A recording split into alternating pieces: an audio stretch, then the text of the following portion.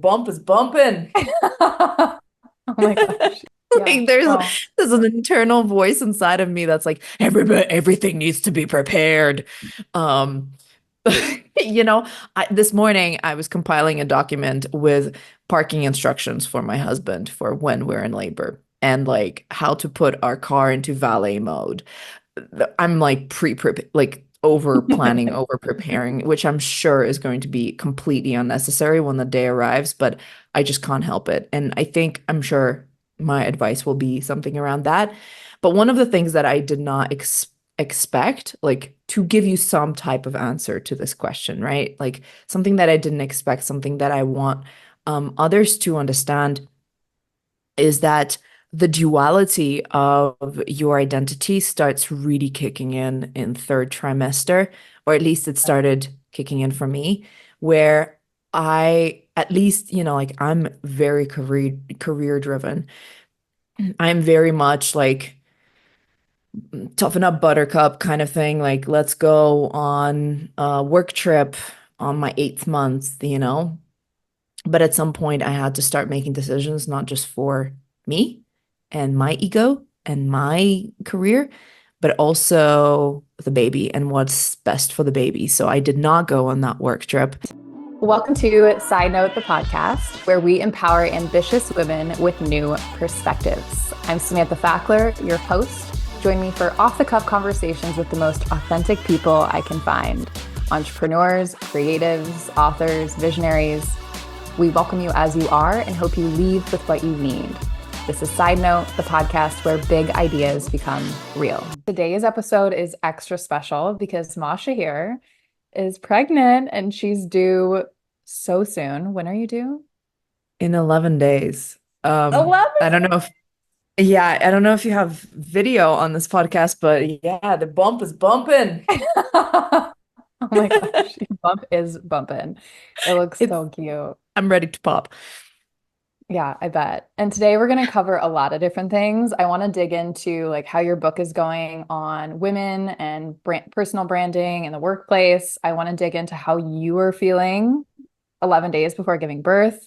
And I know that we also plan to record an episode a year from now, which is going to be incredible to kind of see two different lenses because obviously motherhood is packed with uncertainty. And you have been doing a lot of research in this specific segment of mothers who work, mothers who are building something in their career. And so before I dive too deep, do you want to give an intro to our listeners who don't know who you are and what you're doing right now? Absolutely.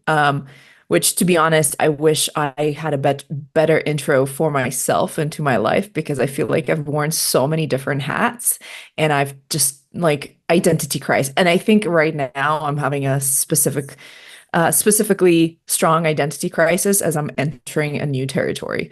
In tech and marketing for 11 plus years, from startups to big organizations like Google. I've worked at a university as a global entrepreneur in residence, so I kind of dove into the world of entrepreneurship after my Google years and also started a business full time. So I was creating content, doing like being part of marketing campaigns for various brands. I was also a tech influencer, which is wild to think about. And then I kind of ventured into this career coaching, personal branding area because I recognize that um, us women, we are incredibly talented. But a lot of the times, one of the things that we struggle with is personal, like branding ourselves in the workplace. And I'm sure we'll talk about this more later on, but that's something that I'm super passionate about because I have that background in marketing and I understand that side of the equation. And yeah, now, so I had my business for the uh, full time for 4 years. And then I decided that I needed to start working full time for various reasons, which we can also touch upon. I'm not hiding anything. But yeah, I became a full-time employee again a year ago, probably roughly. And yeah, been focusing more on that, the baby, and now the book research is my like North Star for this. Yeah, how to navigate career progression and motherhood. because to be honest, I need that myself. So that's why I'm doing the research. Perfect. And can you tell us a little bit about the book? Yeah, the book. It's an abstract concept that hopefully one day will materialize.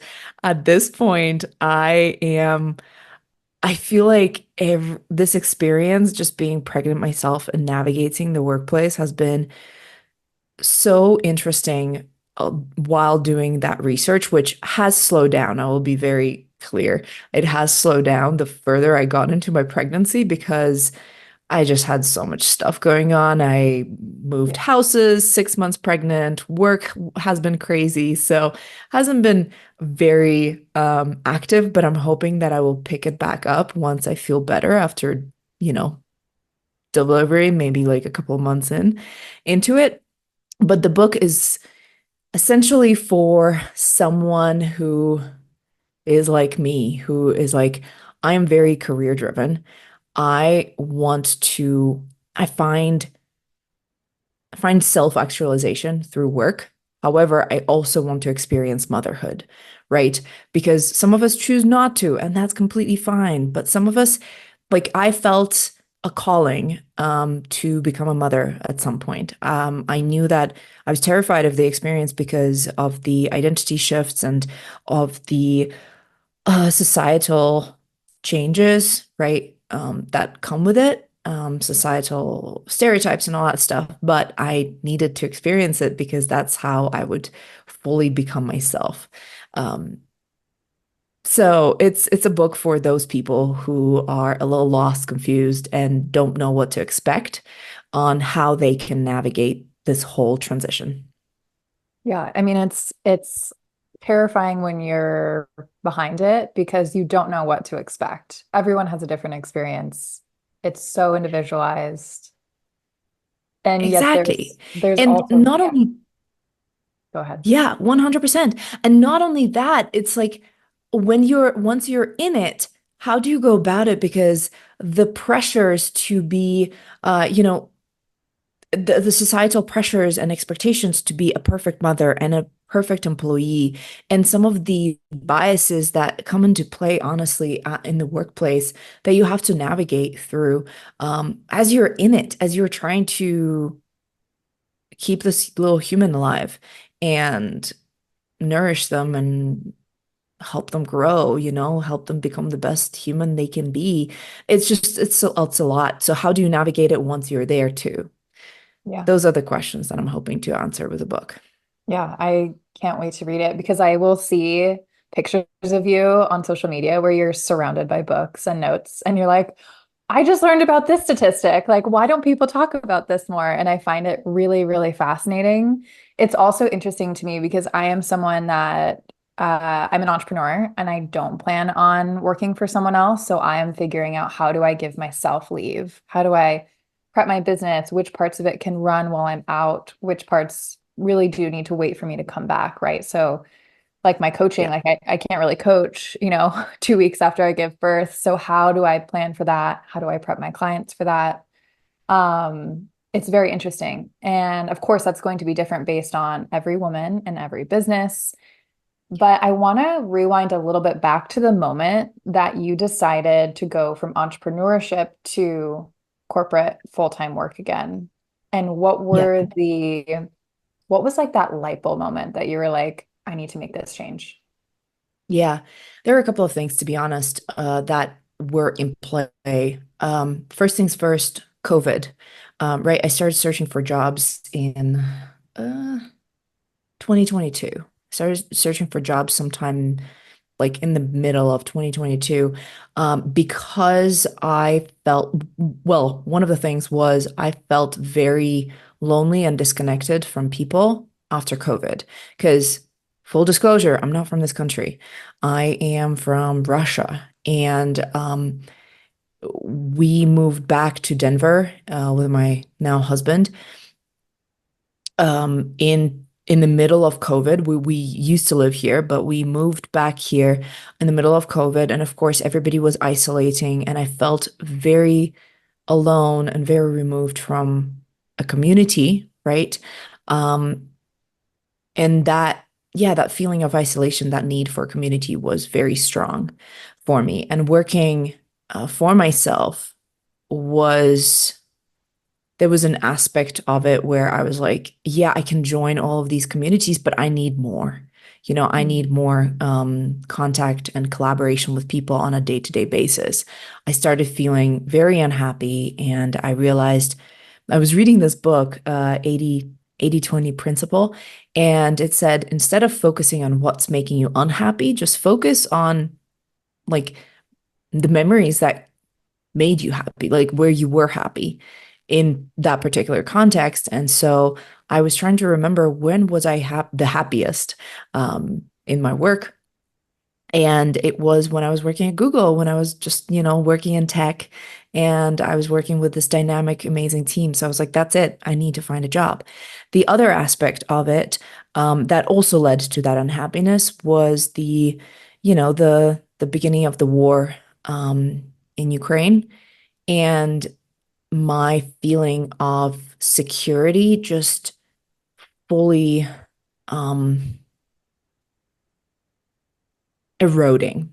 I think that's the best word. I just felt like I have no sense of security whatsoever. I was in the US. I was in an incredibly privileged position, right? Um, and but the life as I knew it, the world as I knew it, my world perception was crumbling behind me. And people were dying, innocent people were dying, and there's nothing that I could do, right? So it was just like a very overwhelming sense of I need security and stability. And when you're an entrepreneur, that can be hard to come by, right? Because you depend on yourself and your income is just so varied. And yeah, so I was like, I need a job. I need something that provides that layer of stability on my Maslow pyramid of needs. So I need a full-time job. Yeah. So those were the two things, basically. Yeah, no, there's a lot there. And I actually remember the moment when we talked about Ukraine. I think we got coffee. It was like 2021. I actually Probably do not 22. remember. 2022.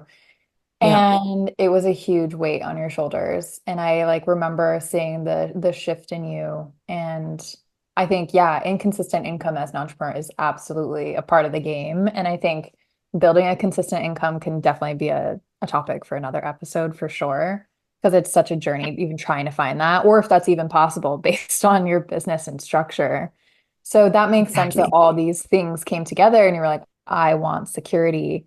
And then I remember, you had a whole journey with finding your current role but now you're in it and Yeah. you're like on the other side of this whole journey, which is just so impressive. And I'm curious, like, do you think there were lots of pivotal moments that we just talked about, but how are you feeling now being at the other side of this?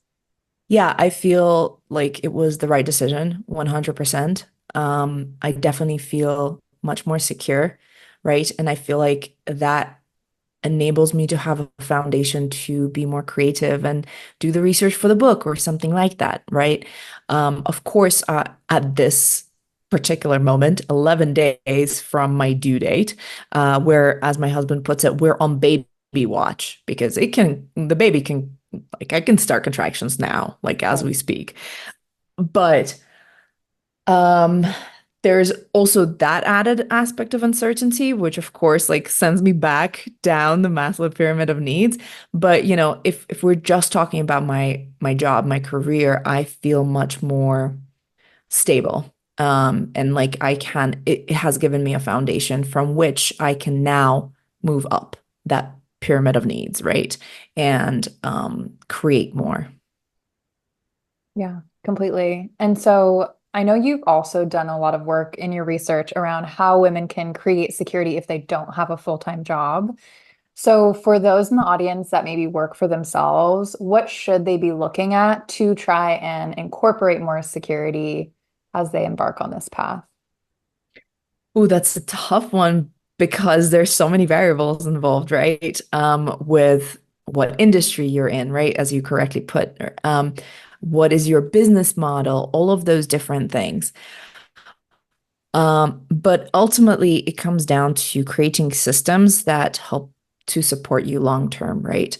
Of course, there are some government systems in place. For example, Colorado has recently come out with a law where um, you pay like certain tax, like a certain percentage of your income towards this tax that then gives you support for the first 12 weeks after delivery within 1 year of your child's birth.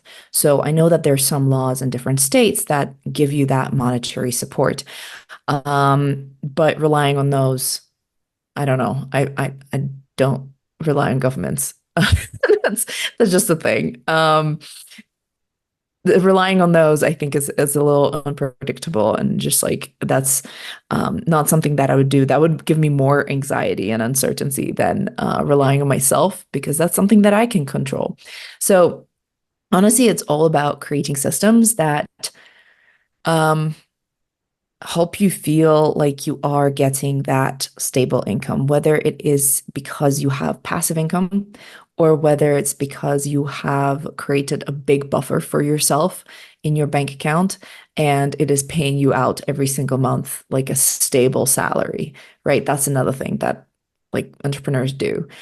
Put it in high yield savings account to make sure that you are getting interest on that chunk of money, right? That's like a trick that I have found at some point. Yeah. But Shout out to Wealthfront. I love their 5%. Like, this is not an ad, by the way, but Wealthfront has a high yield savings account that's, I think, wait, around 5% right now. 5%. Wells Fargo, you said? Wealthfront. Wealthfront. Okay. I was like, I don't think I've heard that.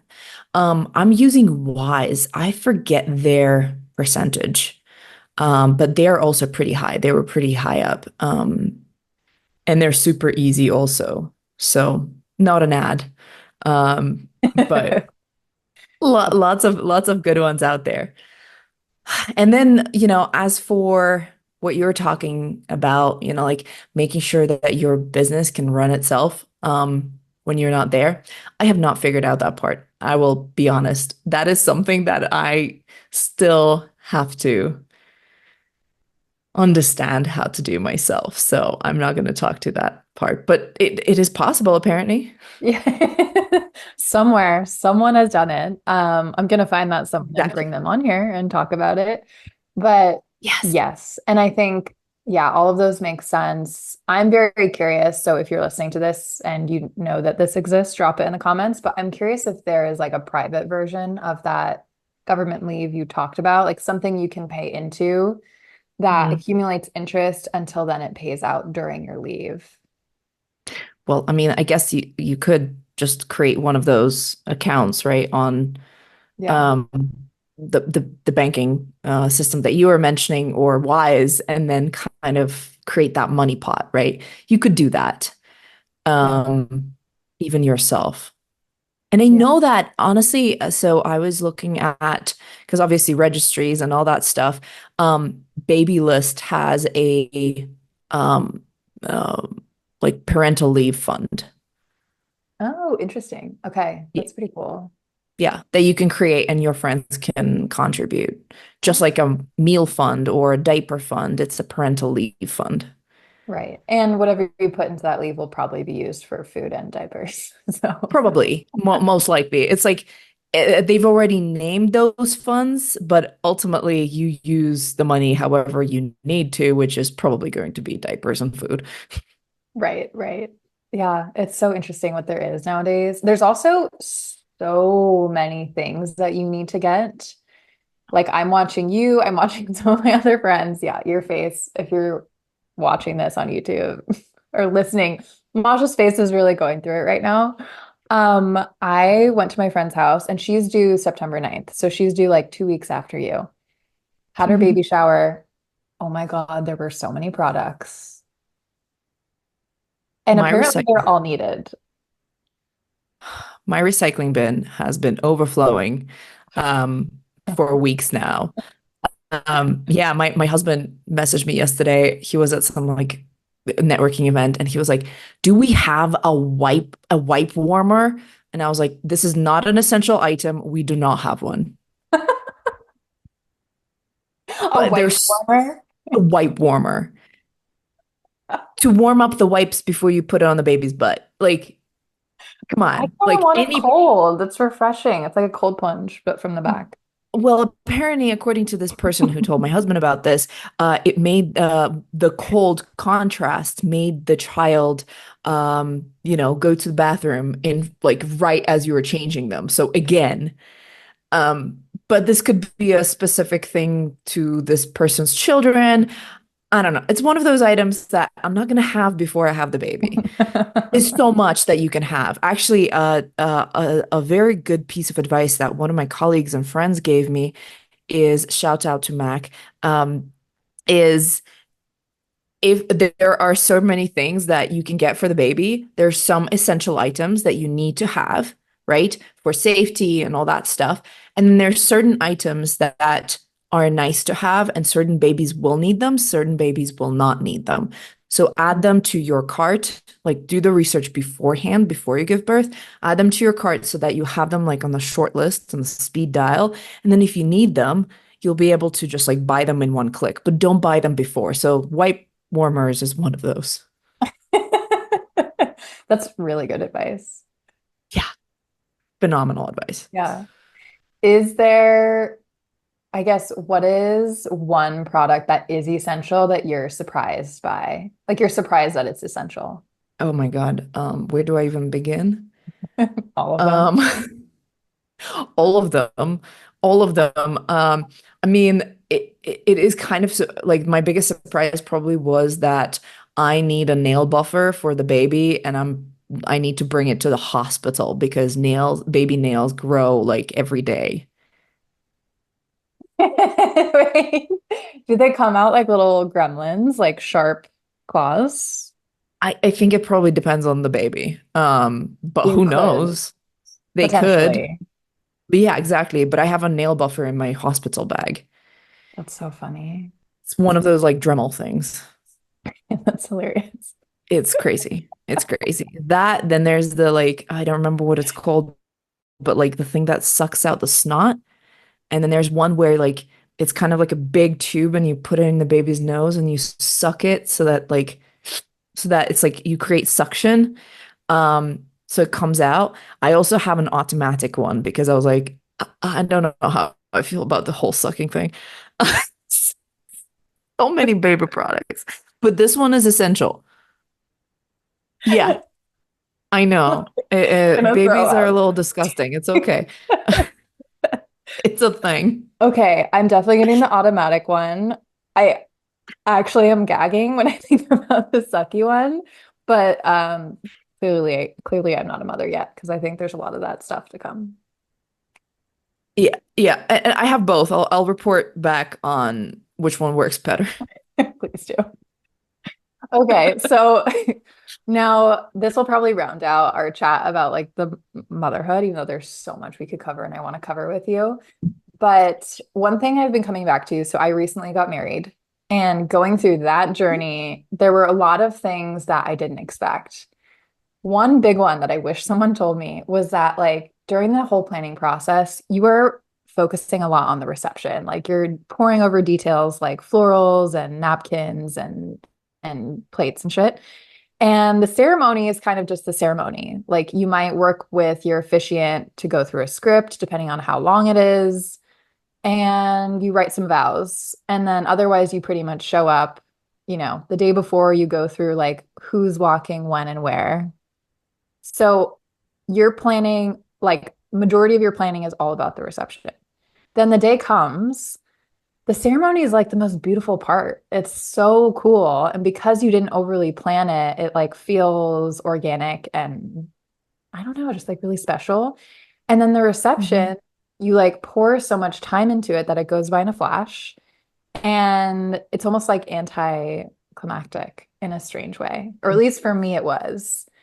And it was still beautiful, but like there's so much room for things to go wrong in the reception piece that it's really easy to like get stuck ruminating on those and not like be present and enjoy the night. And I wish someone told me that to like lower my expectations for the reception. Like I wish someone at the beginning was like, "Hey, you're probably going to obsess over all the details.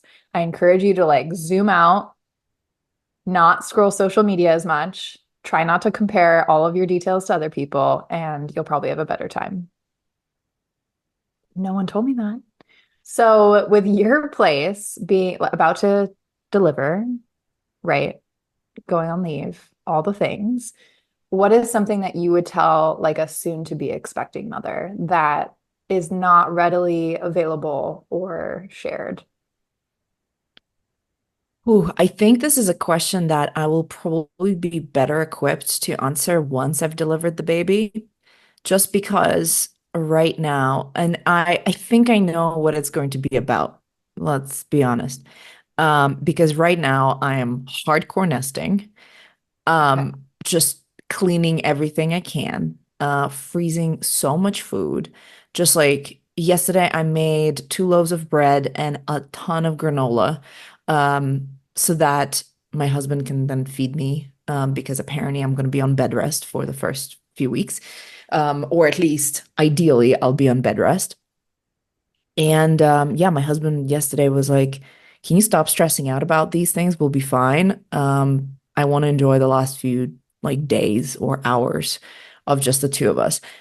I'm pretty sure that my insight to your question will be around that. Okay. Like, I Okay. wish I wish I wouldn't have been stressing out and like running around washing couch pillows, like that's what we're doing. Okay. We're at that level right now.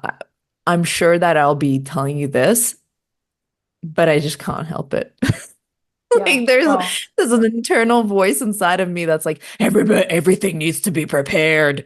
Um, you know, this morning I was compiling a document with parking instructions for my husband for when we're in labor and like how to put our car into valet mode. I'm like like over planning, over preparing, which I'm sure is going to be completely unnecessary when the day arrives, but I just can't help it. And I'm sure my advice will be something around that.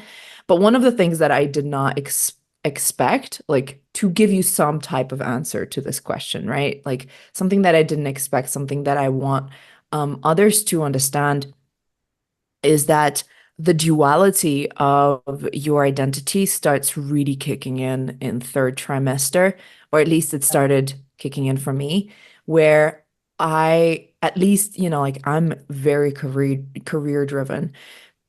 I'm very much like toughen up buttercup kind of thing. Like, let's go on a work trip on my 8th month.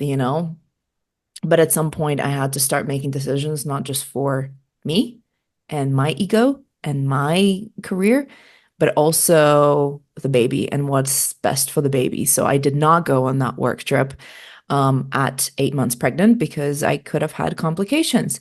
I was having yeah. like daily headaches at that time because I was pretty stressed. And, it could have led to complications later down the line or preterm labor, which is also not good for the baby. So I had to start making those decisions, not just for myself and that duality of I'm not just me now, it's the two of us. And now I need to step into this mother role. That was surprising. I did not expect that until delivery. Yeah, that's really powerful. And I've never heard that before. Like, I always hear that the identity comes later, but that makes sense that it would really start settling in towards the end of pregnancy. And everything else makes sense too, especially when you talk about the sense of security and that being really high up on your needs.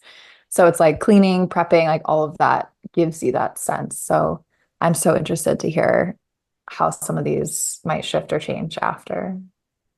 Yeah, I'll let you know. But yeah, right now my motto is over control everything because you're not going to be able to control anything else. I Once get that. contraction once contractions start, like that's it, let go. Nice.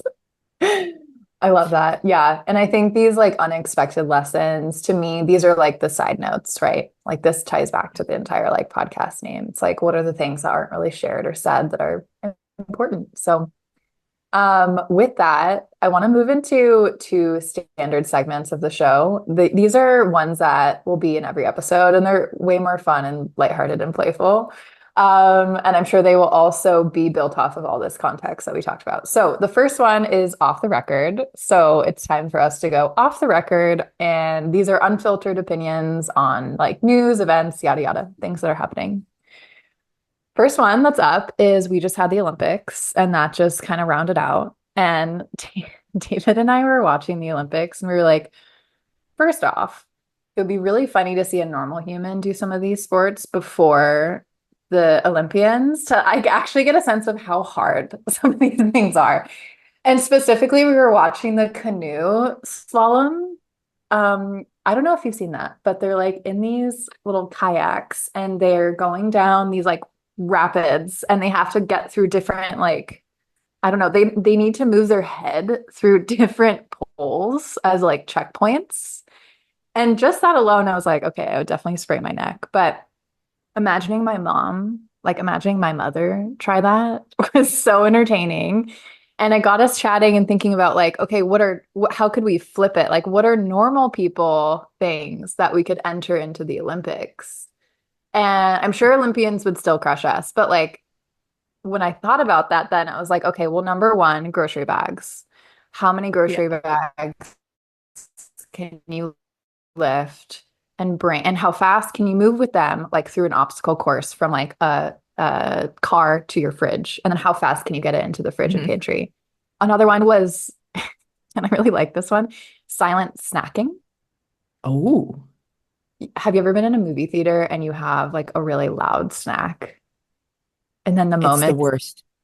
the moments between like movie trailers before the movie starts to get silent and then you like have to like slowly crunch whatever it is you're eating. Yes. Yes. Or, like whenever you are in the movie and there is a pause, like a dramatic pause, but you hear someone chewing and you're like, you're ruining this experience for me, person. Yeah, that person's like pita chip crunch just took you out of like the climax of a movie and it reminded you Exactly. You're where back. you were.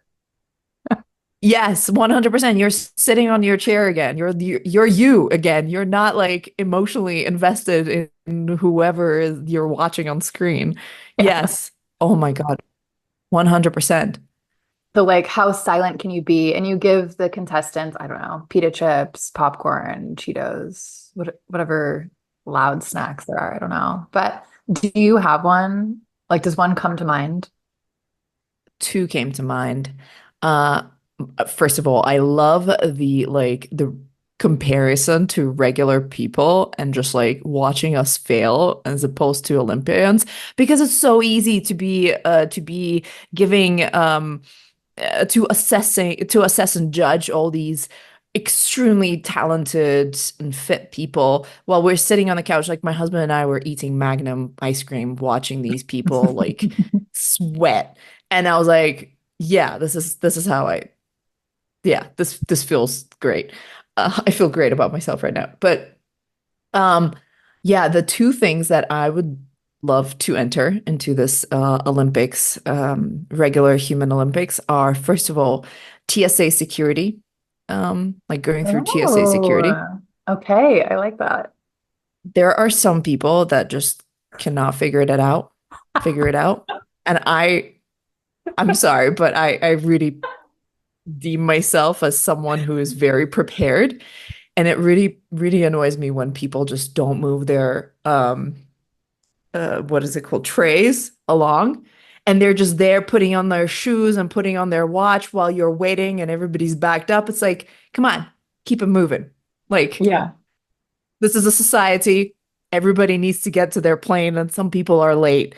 Let's keep it moving. So I think figuring it out and like who's better and faster, timing it, yes, especially if you have multiple bags, especially if you have kids. That's like levels of security TSA pre-check thing. Not pre-check, sorry. Not pre-check. TSA security thing. No, pre-check. Yeah, pre-check, it does not count. The other one Can I add is that's something can I that I add was, something to that one? sorry. Yeah, yeah, They yeah. also have to be able to Yeah. get on board a plane in time. And they have like they're literally against the clock because I think that added stress would be harder to move against.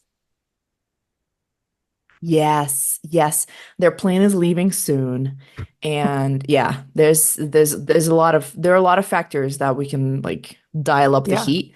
Um, yep, Okay. yep. What's your Or like sometimes they have to ask the line in front of them to let them through and be all flustered because of that. And somebody said no. Oh my God. We Yeah. can we're evil. I know. I'm like, wait, I'm getting the point system in my head. So you can skip the line and ask to cut, but you lose points and you gain points for more baggage and more kids. Yes. So there's the creativity that comes in trying to figure out that sport. Exactly. It's like in gymnastics where you add like another spin. I don't know how to call them. I'm sorry. I don't have the right terminology.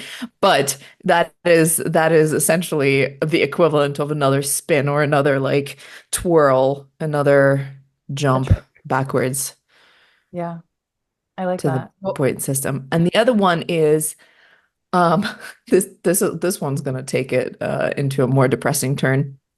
Take our conversation to a more depressing turn. I was thinking about this yesterday, 18 years ago when my mom was pregnant with my youngest sister.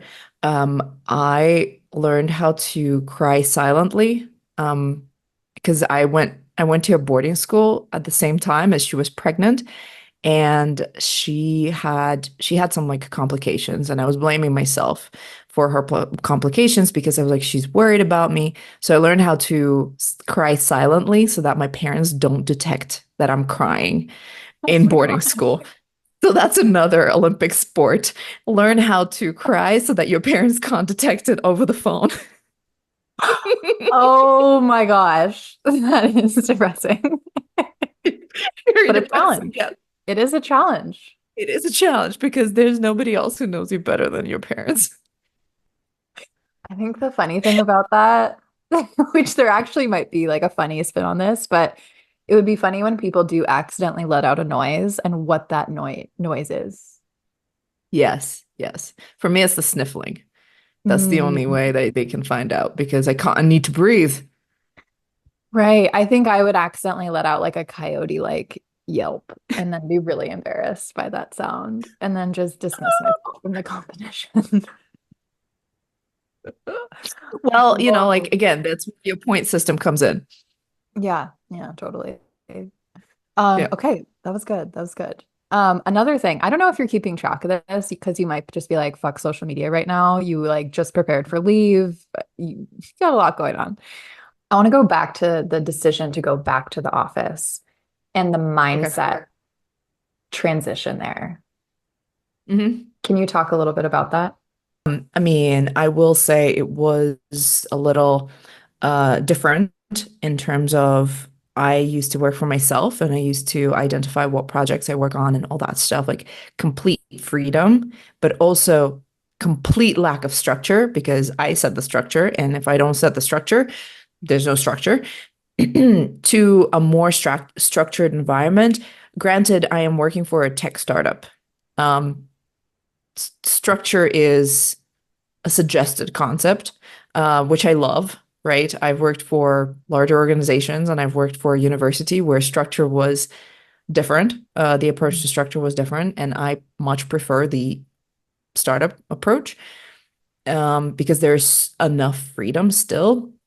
But that was an interesting shift in terms of mindset, and also the fact that well, I would say what actually softened the blow for me, not the blow, but like that transition, was the fact that I worked with clients a lot of the times, and they were kind of my boss. They were kind of my manager, right? Like I was very campaign based, and project based in a lot of the work that I did. So from that perspective, my client was my boss, and it was an easier adjustment from that perspective, Mhm. because I already had a boss.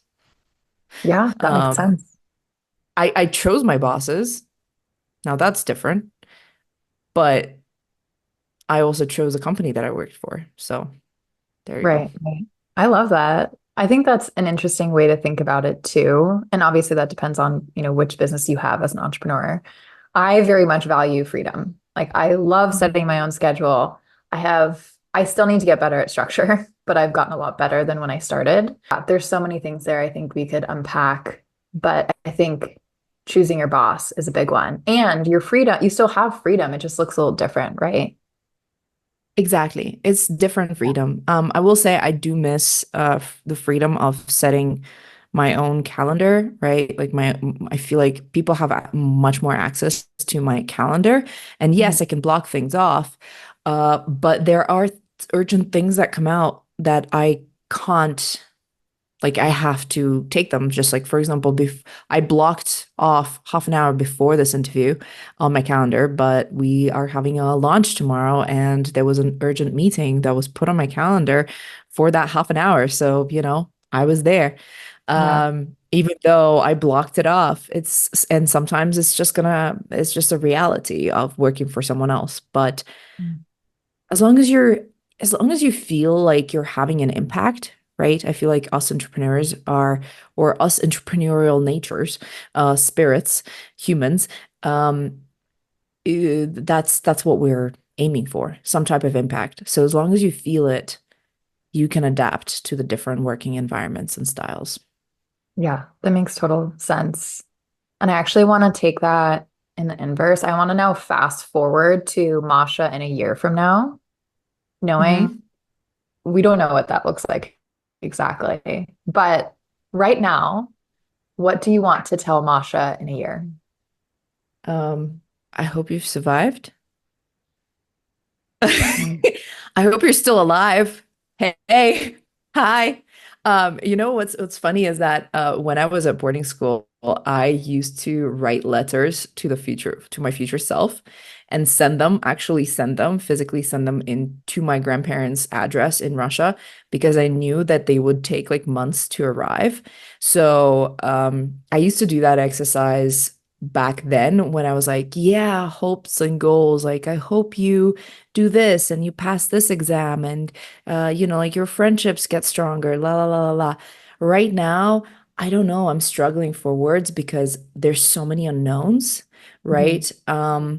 With this transition. And honestly, like that's one of the things that I'm definitely going to be talking about in this book. There's like a huge metamorphosis that happens when you become a mother. And I have no idea in which way I'm going to evolve as a result of this experience. But I really do hope one thing, that I become better at prioritization. Mm. So I really hope that Masha in a year from now is a badass at prioritizing. Um, but that's about it. I don't have anything else for her. That's She's gonna beautiful. have That's more from beautiful. me. Probably. Hopefully she has perspective. Hopefully she's matured. No, that's beautiful. I think that's great because I mean, it's tough. Every year is unknown, but this year for you specifically, a lot of unknowns.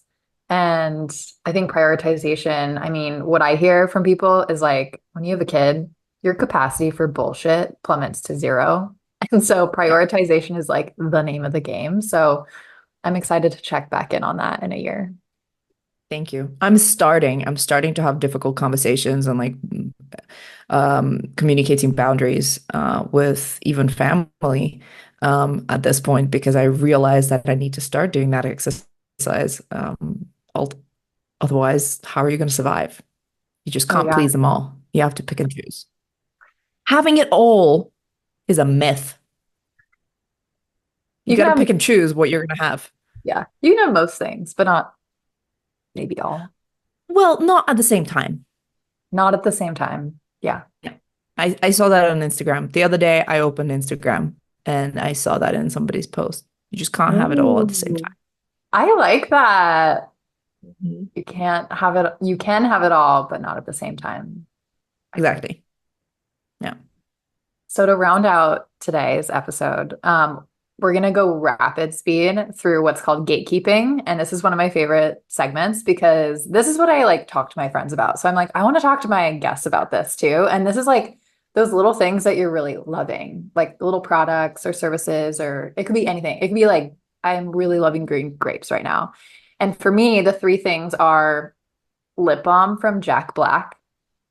Super random. I got it as a gift from one of my friends who had her bachelorette, and it's like one of my favorite lip balms I've ever had, specifically the watermelon flavor. I don't know why. I don't even like watermelon things, but it's the fucking best. Two is I'm using an app called Stardust, and it's for cycle tracking. And I've used a couple different ones, but this one I love because it takes into account astrology and it also has like really cheeky copy. Like today, it told me I could kind of feel like a gremlin, and that's okay because of where my hormones are at. And to I prioritize, like that. it said prioritize sleep, and I was like, say no more. You're now my favorite app. And then the third one here is Cozy Earth socks. They're so fucking Mhm. soft, and I feel like they're what I always dream that socks will feel like when I put them on my feet, but they're actually like little clouds. And I've been weirdly like focused on like this is gonna sound really weird, but I like my feet being clean. Like I will like wash them before I get into bed. Like it's just a really big thing for me. So, and these are no ads, like no ads or promotion here. These are just like legit things I'm loving. What's present for you? Oh my God, sorry. On the feet subject, I am in the same boat. I wash my feet every single night before I get into bed. And Me I too. am very weird about my feet Yeah. needing to be clean and fresh. So I'm there with you, and socks are so important. I am I'm thinking about this. I'm kind of struggling right now because recently my mind has been just like baby, baby, baby, baby. Like obviously work, but like in my all my free time, all my like brain capacity has been going towards baby prep. So I will say I've been loving and I'm sure a lot of people who listen to this episode will be like, okay, I'm interested in having a baby. So this might come in handy. Secondhand, like open box, not secondhand, but open box stores. Um, I am blanking on the name of the store where I got my stroller, but I got it for 30% off because it was open box. It was new, but it's just open box. So, oh my God, yes, open box, like search for those things. Um, yeah, I can't remember the name of the store, but you'll find them just like search for open box Okay. products. So that has been amazing. Speaking of sleep, I've been struggling sleeping recently, but I'm just obsessed with my sheets. I got them so many years ago, but I'm obsessed with this sheet brand, and I wish there was a promo and they gave me more discounts. It's called Attitude, like Oh, Attitude with an E. Do you have them? yes. I have them. They're fucking amazing because they're bamboo, right? They're I know. And they are so incredibly soft. It's like it feels like you're sleeping in the clouds. They're amazing. And then, oh my God, for a third one. Oh, you know what? I will tell you my latest thing. I got jars for like the special lids for my mason jars that have holes so that I can create bean sprouts. Because so yeah, random. Hello, I'm I I'm a love that. weirdo. No, that's what I gatekeeping grow is. I'm like growing like we have tomatoes and like like we have our own garden, so I have like this all this stuff. But anyway, so you put just chickpeas from the store, and like you at first you need to soak them, and then you rinse them twice a day, and then like they sprout, and the nutrition value just goes through the roof for the same thing, right? But like it's so easy, and you can put them on salads, you can make hummus out of them, you can use so many different types of beans to create this like super nutritious product. So yeah, that's my latest thing. Okay, I'm gonna dive into that. That sounds so interesting. Just search lids for sprouting on like Amazon or any like other search thing. That's how I found them. Okay. They have like a little lip so that they have holes in them so that the water can drain, and they have a little lip so they can stand over, like there's some distance between that and the counter or Okay. like a tray that you might be using. That sounds genius. I'm gonna do that. I had never heard of that, of sprouts from beans. So, hell yeah. Thank you, Masha. That's like Of course. literally that's gonna be my rabbit hole today, and I will probably have those lids within 3 days. So thank you. Well, send me photos of your sprouts, of your babies. So many different types of beans to sprout. It's crazy. Those will be my babies. Hopefully they sprout around the time that your baby sprouts. Yeah, Your that's face. gonna be soon. That's gonna be soon. Oh, Masha. Okay, well, thank you so much for being on today's episode. It was such a joy to chat with you. Where can people find you? Thank you so much for having me. This has been so much fun, and I don't want it to stop. Let's continue talking about Blake Lively. Um, where people can find me on stereotypebreakers.com, and also on my Instagram. At some point after I come out of the baby zombie mode, I will be Yeah. back on Instagram probably. They can find me at Masha no, double Z Vereva. Zvereva. Um, as yeah, on Instagram. So those are the two places. Amazing. Well, we'll plug that in the show notes so you have it. Please follow along her journey. We can't wait to see more about the book. Meet baby, of course, at some point. If you have a gatekeeping rec or an off the record rec, or just any general questions or feedback, please DM us. My Insta is growwith_Sam or side note pod on TikTok. Both of those are in the show notes. If you got literally anything out of today, also please leave us a star rating or review. They go such a long way. All right. Thank you.